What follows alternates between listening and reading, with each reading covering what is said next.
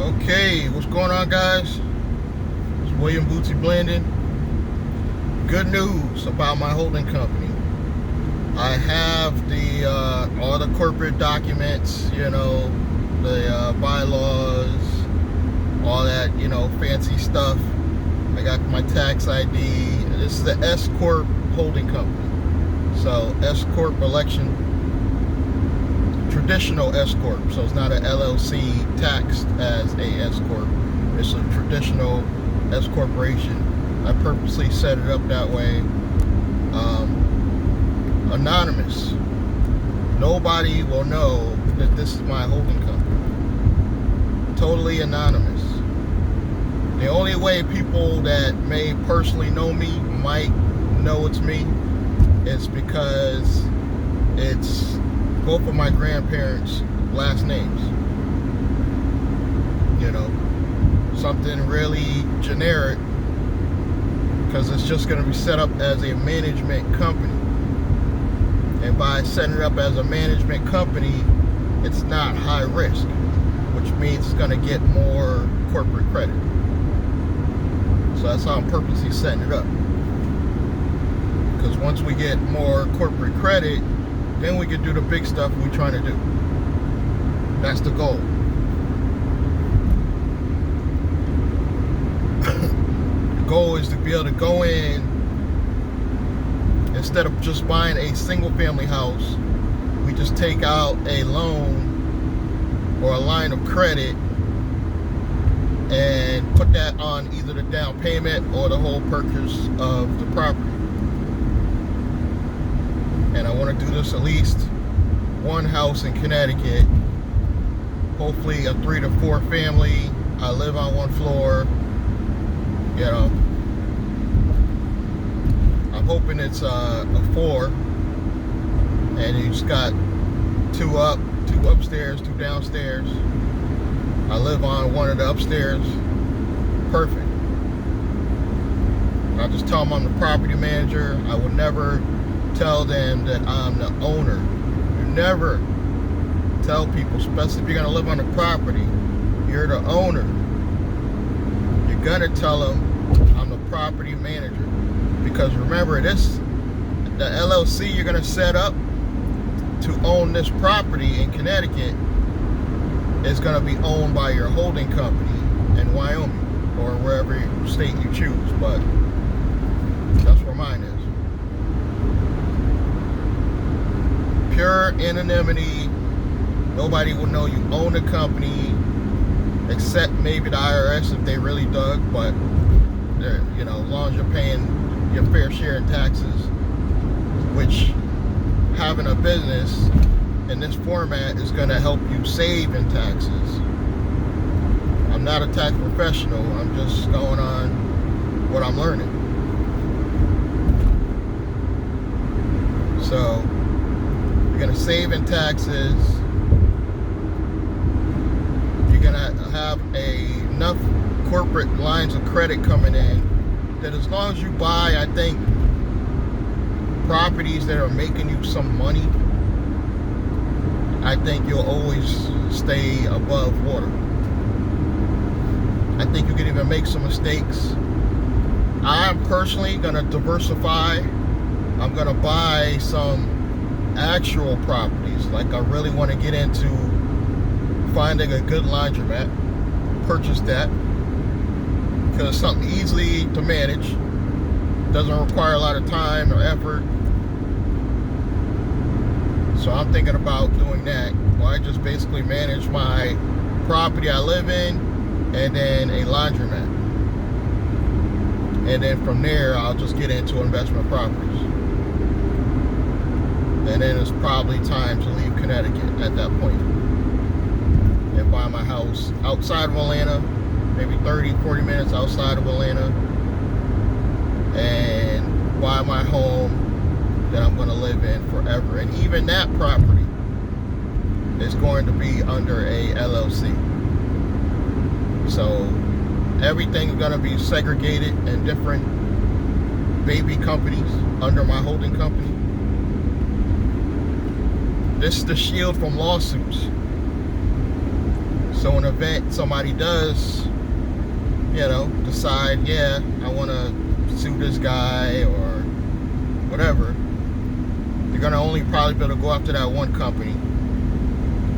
And with the proper setup, there should be insurance in place to take care of most problems, whether it be a property you're renting out or even cars. I may want to do a car rental place. You're going to need insurance for that, so forth. So this is the stuff I'm trying to build. And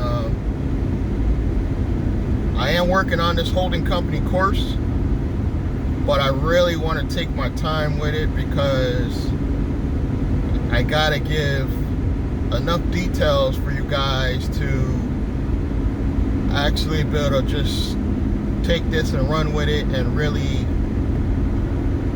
become successful. I personally, I'm gonna find a team of probably 4 to 5 people that I'm always going to have around me, and we're going to work together as a team, form different corporations, work together, but somehow I'm going to incorporate why I own a share of every company, so I can maintain some sector of control and have these individuals actually have their own separate companies they're able to help run, and they can guarantee some loans and stuff like that, and I'll get their credit right, build them up. The sky's the limit if you find the right team. If you get the right team of people and you all have 740 to 800 credit scores, you all have income coming in because you're getting paid by one source. You all work for the same company, so you all get paid from one of the companies, one of my baby companies, say. So everybody's getting a check. Everybody's got good credit, so everybody should get approved based on their income. So you want the team to be approved for more stuff. You give everybody a raise. They're going to be happy, but they're also putting in too, because whatever property you guys acquire together goes back under the business. That's got to be the arrangement, So, but they'll have good credit. They'll be acquire nice things, but they got to follow the steps. They can't be splurging, spending money on craziness. If they do that, and you got a team of 5 people all working together, you could become $1 billion company, I believe, within a matter of a few years. It just has to be the right team. And I know I make everything sound easy, but it's going to be very hard to find a team of 5 people that once you teach them enough knowledge, they take off and leave you. That's why I say you got to set this stuff up where you always have a percentage in the company. By having a percentage in the company, or say it's a 60-40 split, let's say you split the income 50-50, you have the controlling share of that company, and they can never go rogue on you. Or if they do, it'd be crazy. And me being a holding company, I can always produce more corporate credit to lend to my baby companies. And while you're doing this stuff, you also want to have your baby companies start to build credit as well. So if you have like 5 baby companies, they're all building corporate credit. All your co-partners, they all have, they all have good credit, good corporate credit. You guys could buy $1 million business, but it's got to be the right team. I have one person in mind that I'm putting on the team, and it's very risky. risky, meaning she was incarcerated, you know, very young. But because I'm young, meaning legal, 24 years old, but a little immature for a woman, because women are usually more mature. She's a little immature, but with the right teaching, could possibly be on a team where I can actually build her up credit, because she has no credit. Within 6 months, I can have her with enough credit, like we're talking like probably 700 credit score, within probably 6 months. You know, that's the power of not having no credit. So I can build up any person on the team. And this person just happens to be a girl, but it's probably not going to be all girls. I just like to be around young women, but I'm thinking about bringing a guy on the team, you know. Preferably Caucasian, not because I don't want to work with anybody black, because the girl's black, but I want to get in some avenues where I might not feel comfortable in. And if I could send a young white male into those avenues to get us some business, that's what I'm going to do. I'm trying to win by all means necessary, you know. Yeah, some people aren't going to like my techniques, but I'm trying to win this whole game of life. So I'm trying to build a great team of people. We all help each other, and I'm willing to help your team. Like, if you want to bring me on and hire me and be like, Will, help me get my team right, I'm willing to do that. You know, it is going to be a fee for my time, but I'm willing to do that. But of course I have to show you guys, okay, he's really doing it, for you to believe, which is fine. That's what these videos are for. I'm showing you the process I'm going through. I'm showing you that this stuff can be done with very little education. I barely got out of high school, barely, by the skin of my teeth. You know, never had any meaningful jobs other than the wireless cell phone industry. That was my passion for a while. You know, I got involved with that by accident through a friend. That became my passion. I had an actual brick and mortar cell phone store for 3 solid years. But not only did I not know about corporate and business credit, but I potentially was becoming a corrupt person just trying to keep that store afloat. Corrupt meaning, you know, situations that I shouldn't have been doing in any business. Use your imagination. But I got out of that. I'm thankful I no longer am that person. I'm trying to do things open and honestly as possible. But I'm going to make that fact a reality to people that come aboard and they want to be my partner. I'm going to be like, yeah, look, I was thinking corrupt at this point in my life because I didn't know about corporate and business credit.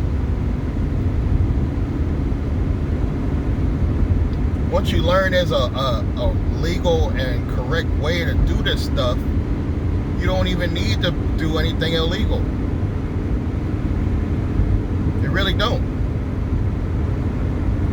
You could be open and honest as possible, build 5 different companies, have 5 different people running them, and become a millionaire, have a millionaire holding company, but on paper, you're not a millionaire.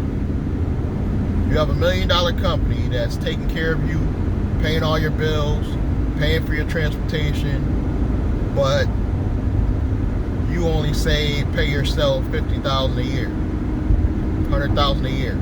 At max, I can't see paying myself over $100,000 a year, and my company's paying for everything. It won't happen. I can see myself getting 2 salaries from my holding company I have right now, and another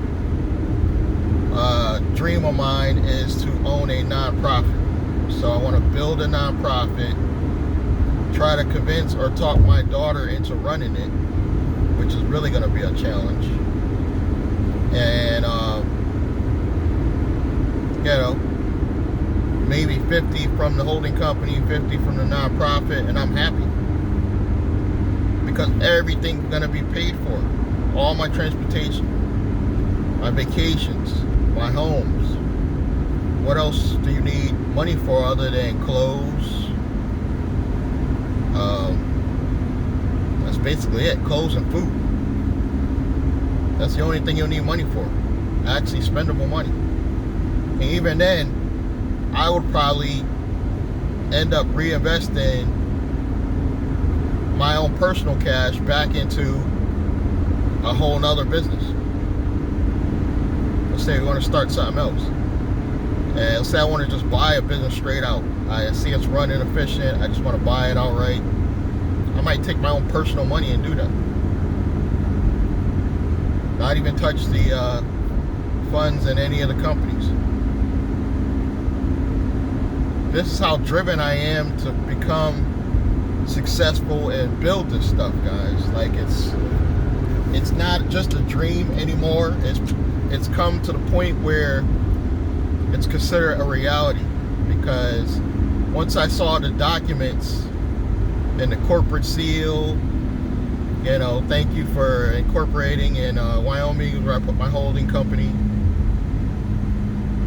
I actually have a company that nobody knows I own. And this company is going to build the future credit to start new baby companies in the future.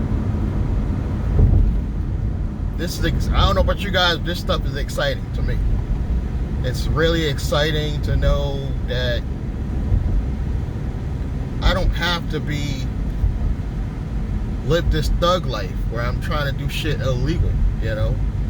For one, I'm too old to be carrying on in that way, but for two, you really don't got to do it. If you're younger and you're watching this, that just means you have more time in life to get your stuff set up. So you'll probably be, if you're in your 20s or early 30s, you're more likely to be even more successful than me with the knowledge you're going to get just from watching this channel. Just taking the knowledge you get watching this channel, you're going to be able to figure out ways to fix your life early and be wealthy by 40 at the latest. Whether in your late 20s, early 30s, you could have your stuff together and be successful by 40 with just a side hustle and a holding company. That's it. Not nothing amazing, not nothing crazy. Just a good side hustle and a holding company. And you just packing that baby with money. Packing. You wait 6 months to a year. You deploy your corporate credit only on assets that can bring you in more money, which should be a piece of real estate. Not only because it can make you money, but you can borrow on it. That's what I like about real estate. You know, with the house, with a 3 to 4 family house, you can tell the bank whatever you want to tell them, but if you tell them you have that house, you're gonna get $50,000 to start your next deal. Easy. Bare minimum. They may not want to go all the way with 100. They may want to fill you out, see what you do with the 50. You get the 50, you get something smaller, or you start something smaller that's guaranteed bringing you some cash. Boom. And on this journey, I also want to have my team have skills. Like, I want one team member to be great at the social media stuff. You know, I want another one to be able to go in banks and, you know, be very creative with talking to these banks to get money. You know, I want a nice, solid team. But this is the journey I'm on. You know, I hope you like what you see so far. I hope you want to continue the journey with me. I'm going to be talking a lot more about holding companies. You know, because that's what I'm doing, building a nice, solid, ironclad holding company. And I'm already in the first stages, and I'm already excited. I didn't even open a bank account yet. I'm supposed to open a bank account actually today. So I'm going to sit down, call them, set up the bank account, and I will have my first bank account for my holding company. That'll probably be the next video. Thank you guys. Please support, put the thumbs up, subscribe, like, comment, and I will catch you guys on the next one.